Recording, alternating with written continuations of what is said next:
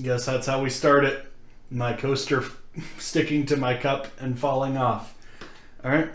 Yeah, just a little bit ago, I got back from my church where I was playing guitar. Got back from that. It's a rainy day. Decided I'd have a coffee and talk about something that happened. So while I was at church today, there was just someone I met. I was just getting coffee there. I drink a lot of coffee. But yeah, I was getting coffee and someone next to me and we just started talking, whatever. And he asked, so what position did you play? And I was like, high school football? It's like, yeah, I was a water boy. Technically, I was the equipment manager, which is a fancy name for water boy. As well as being the water boy, I flew a drone to be able to film practices so that coaches had evidence of exactly what players were doing wrong. While I was on the sidelines, I was a camera tech, so that the camera that was in the end zone, the camera that was up in the booth, both had play-by-play going to iPads that were on the sidelines, and the iPads were hooked up to a TV so that the players could see exactly what's going on and the coaches could tell them what to do.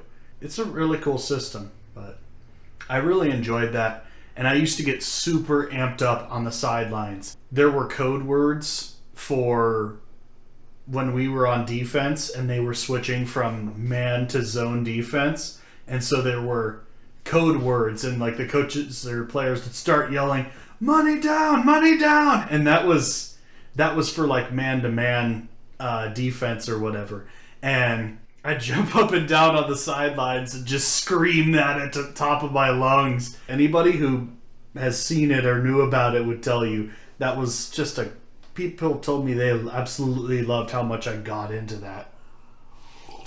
Something funny about that was at the time, their water boy, which was me, was 6'1" and 250 pounds. So when their other team's water boy is bigger than some of your guys, how screwed are you?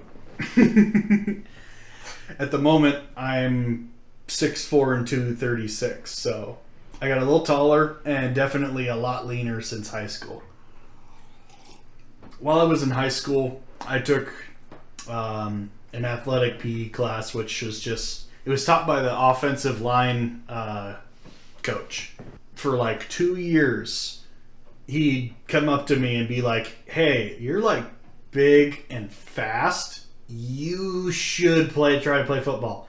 I didn't really want to. I played football when I was real little, like 5th, 6th grade, whatever. I brought this story about the guy at church who asked me.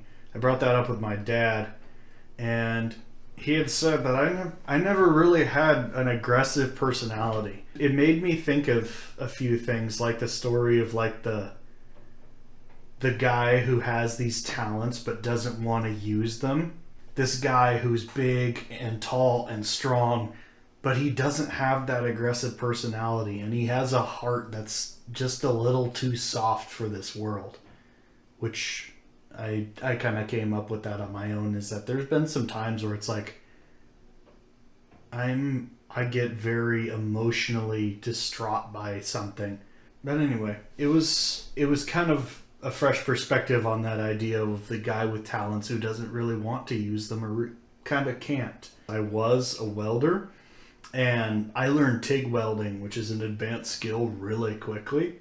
I was really good at that, but especially towards the end of being at that job, I really didn't want to be doing that for a whole lot longer because I just really didn't feel right about the environment, like physically. Toxic fumes and gas and metal dust and all that getting in my lungs.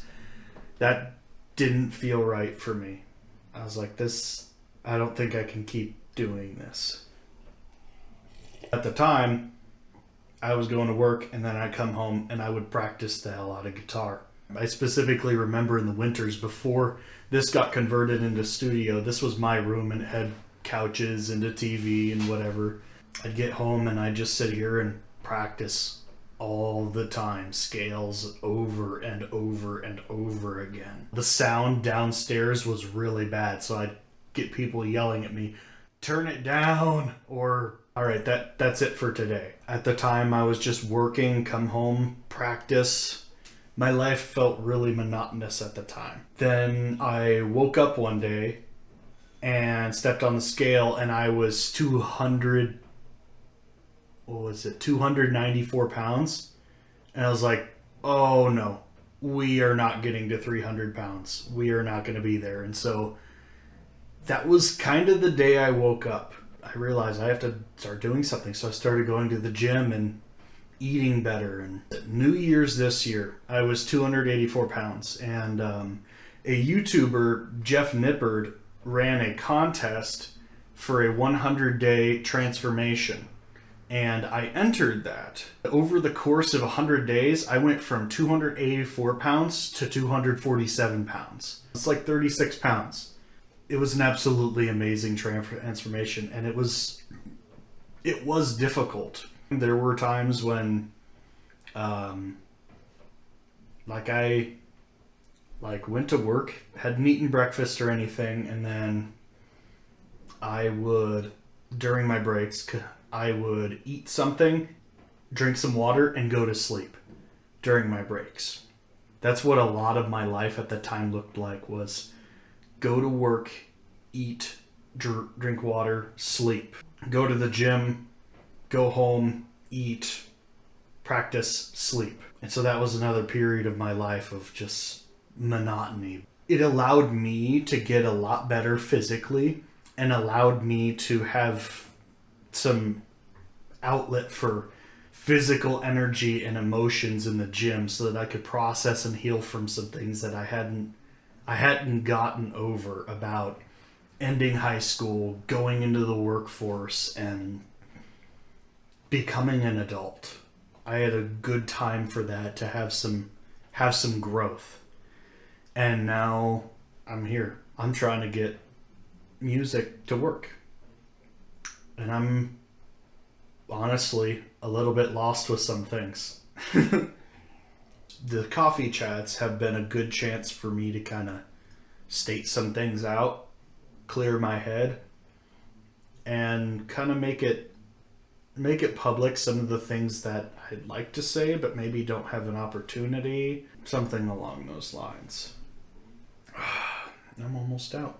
Recently, I've made 2 YouTube shorts, and I think I also posted one of them on Instagram Reels.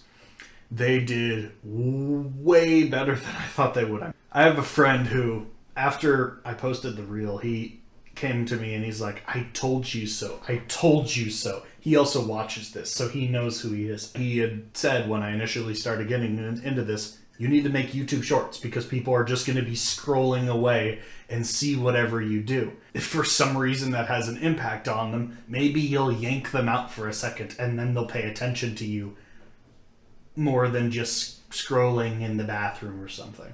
But it was cool how like this channel has, I think at the moment, like 14 subscribers. And the other like longer videos like these have gotten about 30-ish views. And then the first short in a singular day got over 1,000 views. I expected it to be higher, but I was like, okay, when you put it into perspective that 1,000 people watched this, it's kind of crazy. In my head, I knew that stuff like that happens, but it's like, when I actually saw it, I was like, okay, after those 2 short videos that were posted one day, then the next day, my channel has 2,500 views. People saw that. People saw that, and that actually like reached people. Well, I think that might be enough for now. So farewell and have a fabulous day.